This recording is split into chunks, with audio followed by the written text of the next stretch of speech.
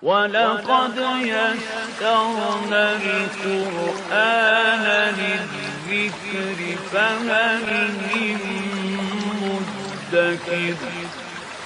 Dan sungguh telah kami mudahkan Al-Quran untuk peringatan, maka adakah orang yang mau mengambil pelajaran? Assalamualaikum warahmatullahi wabarakatuh.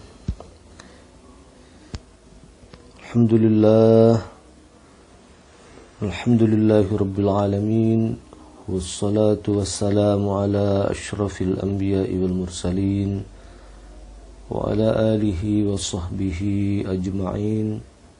Alhamdulillah, Allah pertemukan kita kembali di pagi hari ini setelah kita melaksanakan sholat subuh. Mudah-mudahan Allah senantiasa memberkahi pertemuan kita ini, kemudian ilmu yang kita pelajari ini mudah-mudahan dijadikan oleh Allah sebagai ilmu yang bermanfaat, serta mudah-mudahan Allah senantiasa berikan afiat, memberikan kesehatan kepada kita sekeluarga.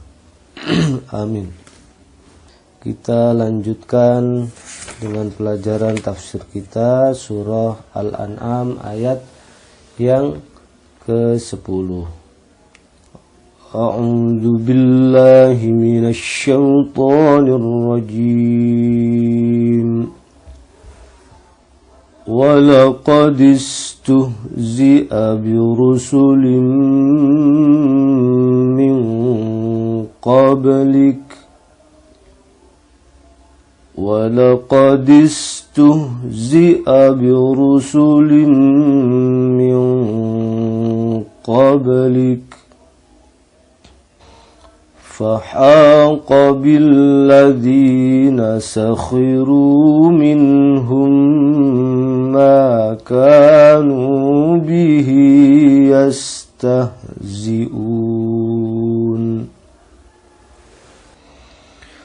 فَحَاقَ بِالَّذِينَ سَخِرُوا مِنْهُمْ مَا كَانُوا بِهِ يَسْتَهْزِئُونَ.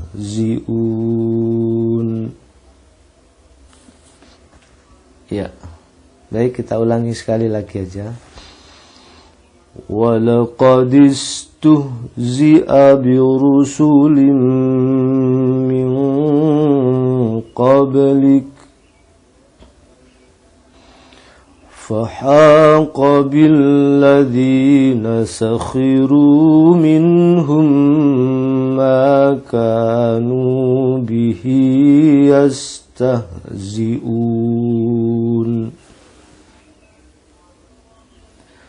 Kita terjemahkan walaqad, ya, dan sungguh ustuhzi'a telah diperolok-olokkan. Kalau diputus itu bacanya pakai u, ya. Lihat mengacu kepada huruf yang ketiga. Bukan i, bukan a, tapi pakai u. Ustuhzi'a. Kalau huruf yang ketiganya berharokat kasroh, berarti dibaca kasroh juga. Seperti irji'i ila rabbiki radiyatan mardiyah.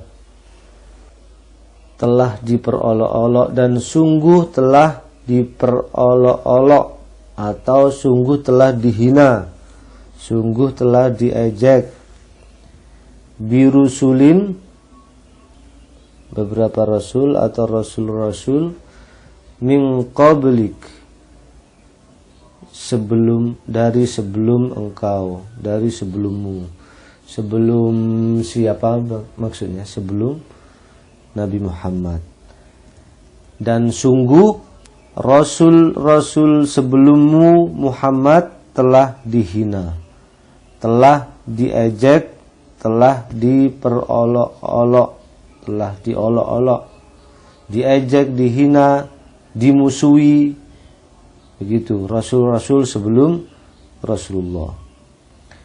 Nah, ini maksudnya bahwasannya Allah memberikan pelajaran kepada Rasulullah, tidak hanya engkau Muhammad yang dimusuhi oleh kaumnya, tidak hanya engkau Muhammad yang diolok-olok oleh kaumnya, tapi rasul-rasul sebelummu juga begitu, dimusuhi, dihina, diejek, diolok-olok, begitu. Ini Allah memberitahu Rasulullah agar apa? Agar tidak bersedih. Ya, ini juga merupakan hiburan kepada Rasulullah agar dia berkuat hati, tetap bersemangat, karena tidak hanya dia saja, tidak hanya Rasulullah Muhammad saja yang dimusuhi oleh kaumnya. Rasul-rasul sebelum Nabi Muhammad juga begitu diperlakukan seperti itu oleh kaumnya, diejek, dihina, diolok-olok dan lain sebagainya. Intinya kerasulannya didustakan. Ini merupakan perlawanan terhadap kebenaran dan permusuhan terhadap para utusan Allah. Ini perilaku manusia ini. Jadi orang yang berbuat benar kalau dimusuhi oleh manusia, ya itu wajar, karena memang manusia ini secara umum atau secara bawaan, secara secara tabiat itu memang tidak suka dengan kebenaran. Manusia ini pada umumnya itu tidak senang dengan kebenaran. Oleh karena itu, kita tidak usah bersedih, tidak usah marah, tidak usah jengkel, tidak usah benci begitu kepada orang-orang yang tidak suka dengan kebenaran, memusuhi kebenaran, menghina kebenaran, atau menghina simbol-simbol kebenaran seperti Rasulullah dihina, Al-Quran dihina, para ulama juga dihina. Itu jangan, kita tidak usah bersedih, tidak usah marah, tidak usah. Memang begitu manusia itu. Tugas kita adalah, jangankan manusia, Allah saja dihina, Allah saja dimusuhi oleh manusia itu. Apalagi selain Allah, Rasulullah juga dimusuhi, apalagi cuma manusia biasa ya. Nah ini sudah perbuatan manusia sejak zaman dahulu. Memang begitu, tidak suka dengan kebenaran, selalu mengejek kebenaran, menghina kebenaran, melawan Rasulullah, mendustakan Rasulullah, dan lain-lainnya. Sampai kapan seperti ini? Iya, sampai akhir zamannya kan seperti itu. Tugas kita itu sejatinya bukan membuat mereka menjadi baik. Itu tugas kita, bukan itu sejatinya. Tugas kita hanya memberikan peringatan, menyampaikan kebenaran. Itu saja tugasnya, selesai sampai di situ. Nah, karena itu kalau manusia itu tidak ikut dengan kebenaran, ya sudah, itu pilihan mereka. Dan itu juga merupakan urusan Allah gitu. Kita hanya sampaikan saja kebenaran, yang benar itu begini, jangan berbuat dosa, jangan melakukan hal-hal yang dibenci oleh Allah, jangan melakukan hal-hal yang dilarang oleh Allah. Itu saja tugasnya. Habis itu mereka mengikuti atau mereka mengingkari, itu sudah bukan lagi urusan kita ya. Itu adalah urusan mereka, itu adalah urusannya Allah begitu. Akan tetapi kalau kita tidak menyampaikan, kita tidak mengingatkan, maka kita berdosa. Begitu ya. Itu harus dipahami benar-benar bahwa tugas kita ini bukan membuat manusia itu menjadi baik semuanya, bukan itu tugasnya. Itu tugasnya Allah, itu tugasnya mereka sendiri. Urusan kita hanya menyampaikan saja, selesai. Mereka mau ikut atau tidak ikut, atau mereka menolak kebenaran, itu sudah urusan mereka sendiri. Mereka siapa maksudnya? Siapa saja di luar kita, ya siapa saja. Mau keluarga kita, mau anak kita, mau tetangga kita, mau orang lain. Bukan tugas kita untuk membuat mereka menjadi baik, bukan. Tapi urusan kita hanya memberikan pendidikan, memberikan pelajaran, memberikan peringatan, itu saja. Ya, tidak lebih dari itu.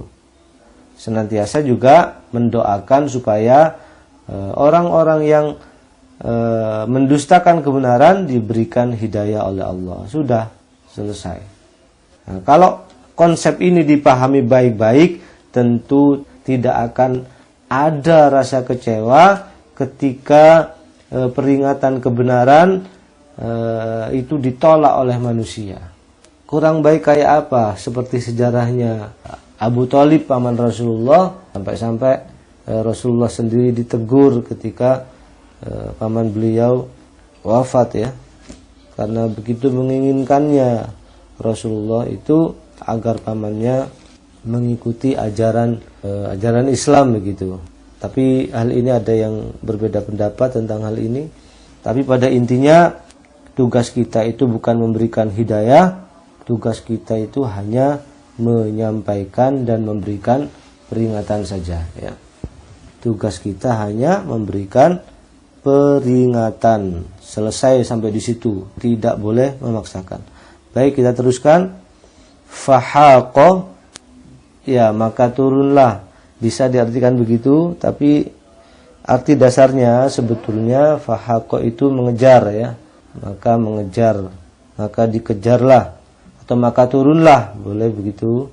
Billadzina, kepada orang-orang yang, ada yangnya, ya, sakhiru, mencemoohkan, kepada orang-orang yang mencemooh, kepada orang-orang yang mengejek, kepada orang-orang yang menghina, gitu.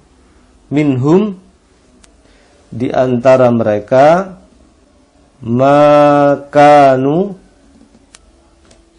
sebetulnya ma itu apa yang, kanu mereka adalah, begitu arti dasarnya. Bihi, kepadanya, yastahzi'un, mereka memperolok-olok, mereka melakukan penghinaan. Maka turunlah azab, maka turunlah siksaan kepada orang-orang yang menghina itu sebagai balasan atas penghinaan mereka. Dan sungguh Rasul-Rasul sebelummu Muhammad telah diejek, telah dihina, telah diperolok-olok. Nah, ini hiburan kepada Rasulullah bahwa tidak hanya beliau saja yang dihina, tidak hanya beliau saja yang didustakan, tapi juga para Rasul sebelumnya diperlakukan seperti itu. Bahkan dibunuh oleh kaumnya, begitu. Seperti Zakaria, Yahya, Nabi Isa juga dikejar-kejar, dibunuh, gitu, sampai terkenal ada peristiwa salib itu.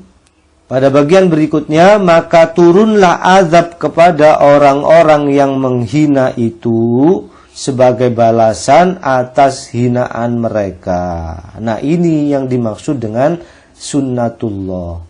Ini adalah sunnatullah. Apa itu sunnatullah? Sunnatullah itu adalah aturan tetap dari Allah, atau kalau orang umum itu menyebutnya dengan hukum alam, ya. Barang siapa yang melakukan penghinaan kepada kebenaran, barang siapa yang melakukan perlawanan terhadap kebenaran atau kepada simbol-simbol kebenaran seperti Rasulullah, maka mereka akan menerima azab sebagai balasan atas perbuatan mereka.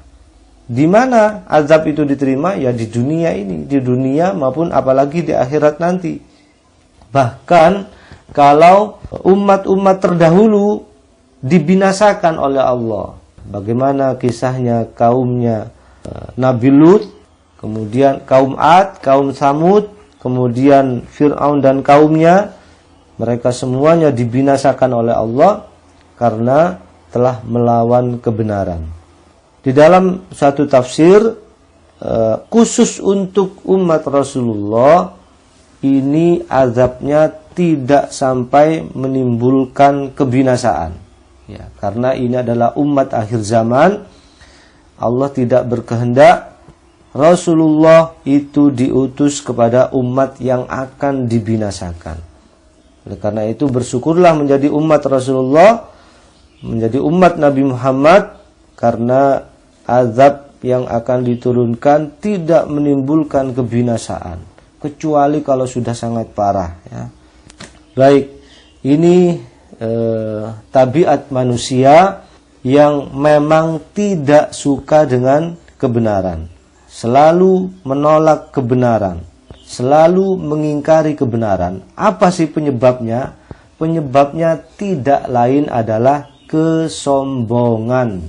Itu sekali lagi penyebab dari semua ini adalah penyakit hati yang namanya sombong. Apa itu sombong? Sombong itu kata Rasulullah, batarul haq wa ghamtun nas, menolak kebenaran dan meremehkan orang lain.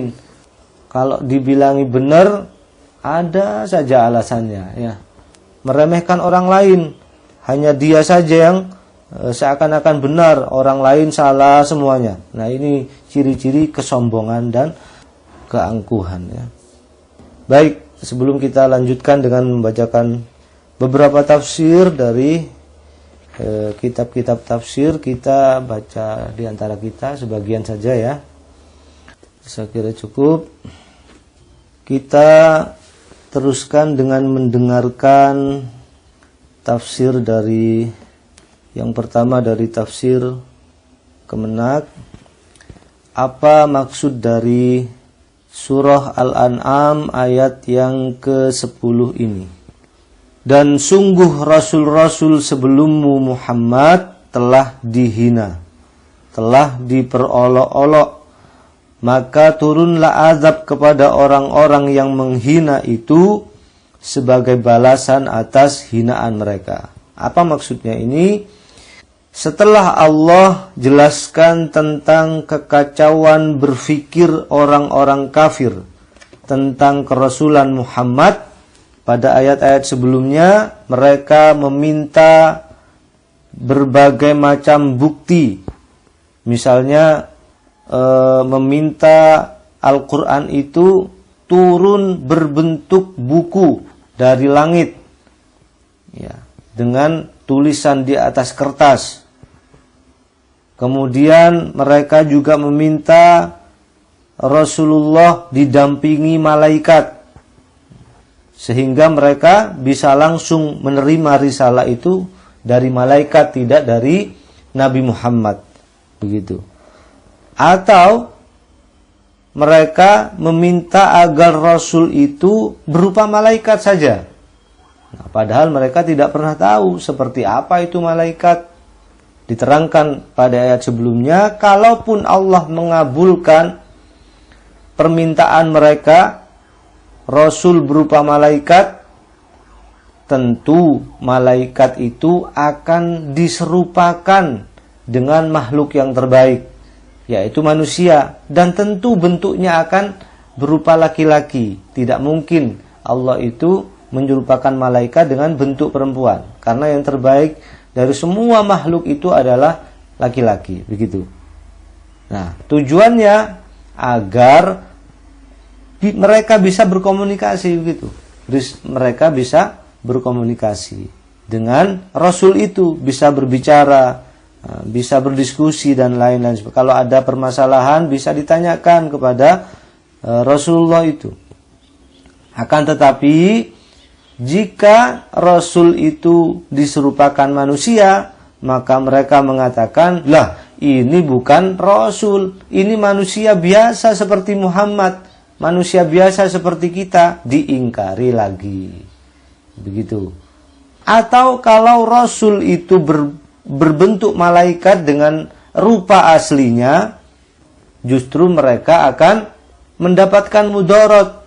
Mereka akan lari dan ketakutan, tidak mau mendekatinya karena rasa takutnya kepada bentuk malaikat yang asli. Ya. Diriwayatkan bahwa malaikat Jibril itu kalau menampakkan diri dalam bentuknya yang asli, maka ruangan di antara langit dan bumi ini akan menjadi tertutup saking besarnya. Pernah sahabat Rasulullah atau paman Rasulullah sendiri, Abbas, ya, memaksa untuk melihat agar bisa melihat rupa malaikat yang asli. Dan apa yang terjadi? Maka Sayyidina Abbas pingsan akhirnya. Nah, kalau seperti itu bagaimana risalah itu mau sampai? Dan tidak mungkin juga Rasul itu diserupakan dalam bentuk-bentuk makhluk yang lain seperti tumbuhan, binatang. Ya bagaimana nanti mau berkomunikasi? Ya. Kalau dalam bentuk yang asli mereka akan ketakutan, tujuan risalah juga gak nyampe. Ya. Kalau diserupakan dalam bentuk manusia biasa, mereka mengatakan, ini bukan malaikat, ini manusia biasa ini. Nah, mereka ingkari juga. Atau dalam bentuk manusia yang hebat, seperti kalau di film itu Superman misalnya. Ya, mereka akan mengatakan apa? Lah, itu adalah tukang sihir. Begitu. Jadi apapun bukti kebenaran, pasti mereka akan mengingkarinya. Ya, dengan berbagai macam alasan.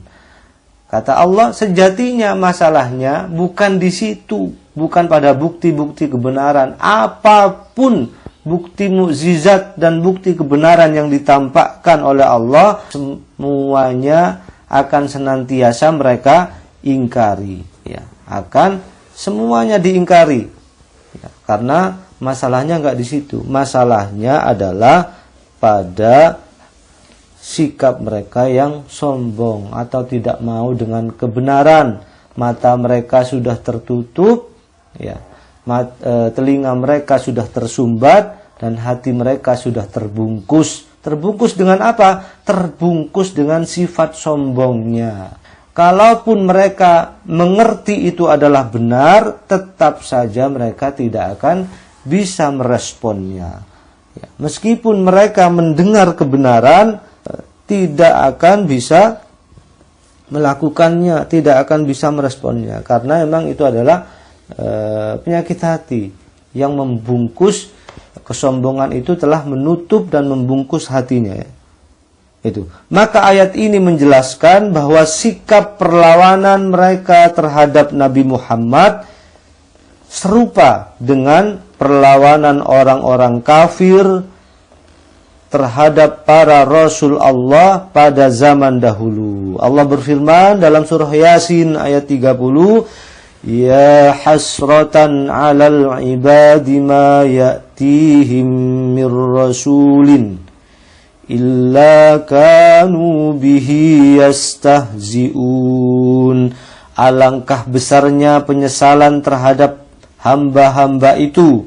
Setiap datang para rasul kepada mereka, mereka selalu mengejeknya dan memusuhinya.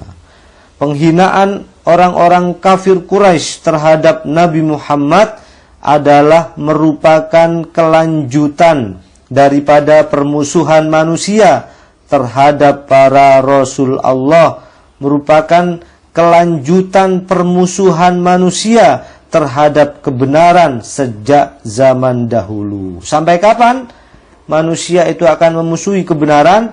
Selama dunia ini masih ada ya seperti ini. Ya.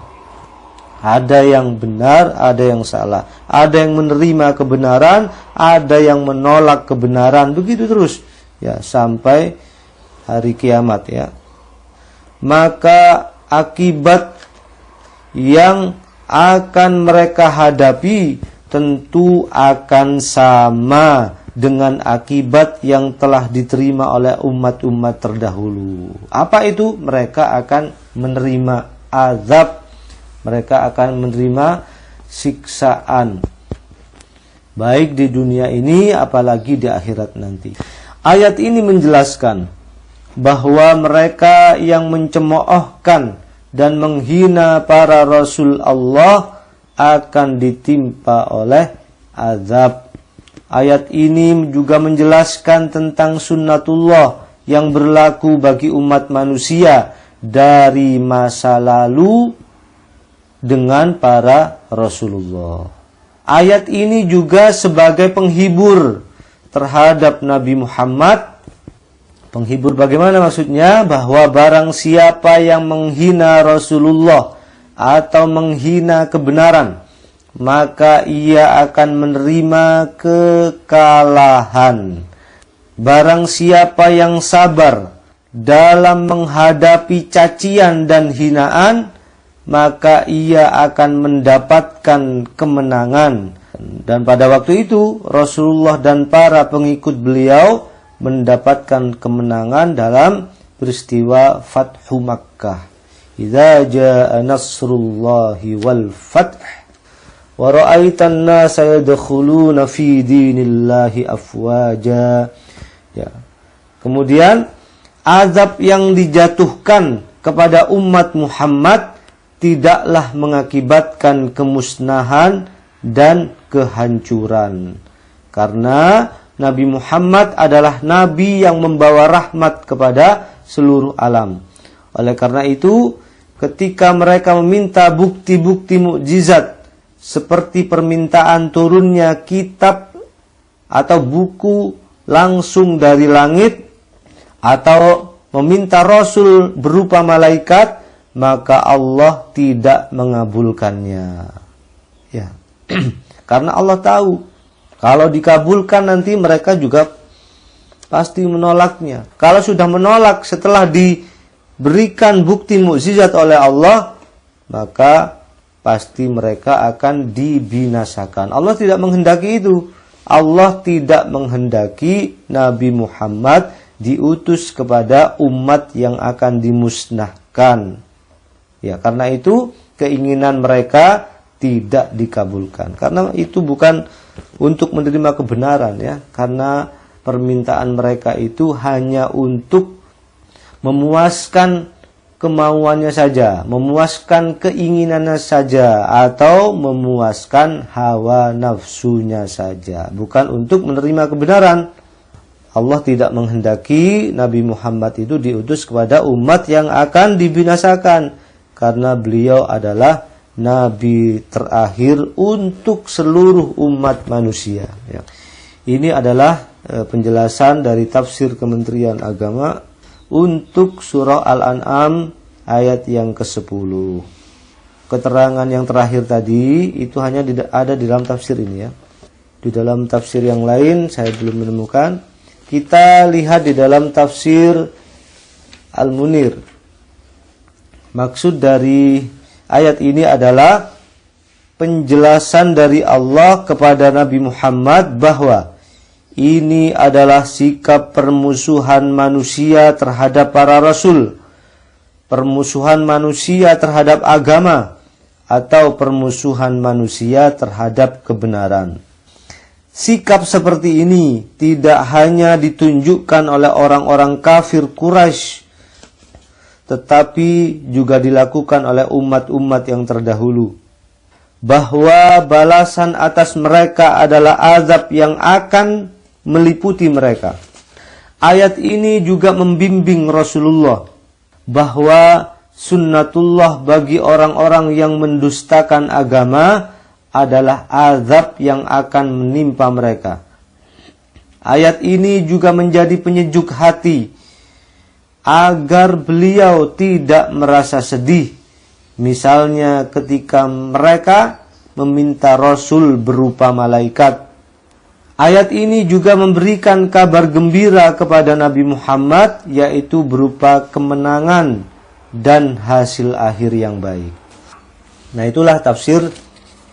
Kita langsung lanjutkan dengan ibrahnya, apa pelajaran yang bisa kita ambil dari ayat yang singkat ini.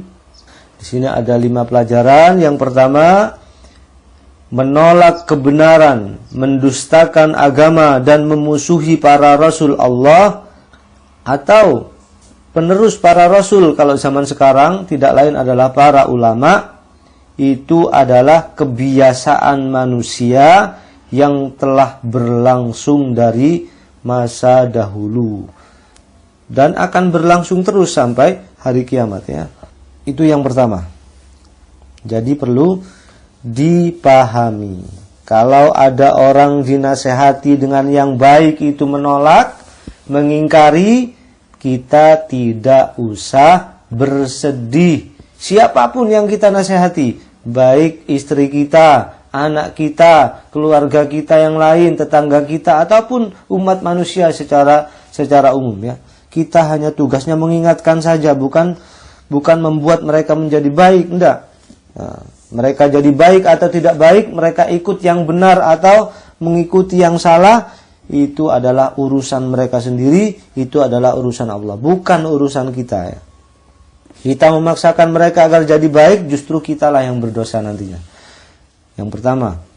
Yang kedua, turunnya azab, kebinasaan bagi orang-orang yang mendustakan agama atau menolak kebenaran adalah merupakan sunnatullah atau aturan tetap Allah yang bersifat tetap, pasti berlaku, dan ini merupakan keadilan dari Allah.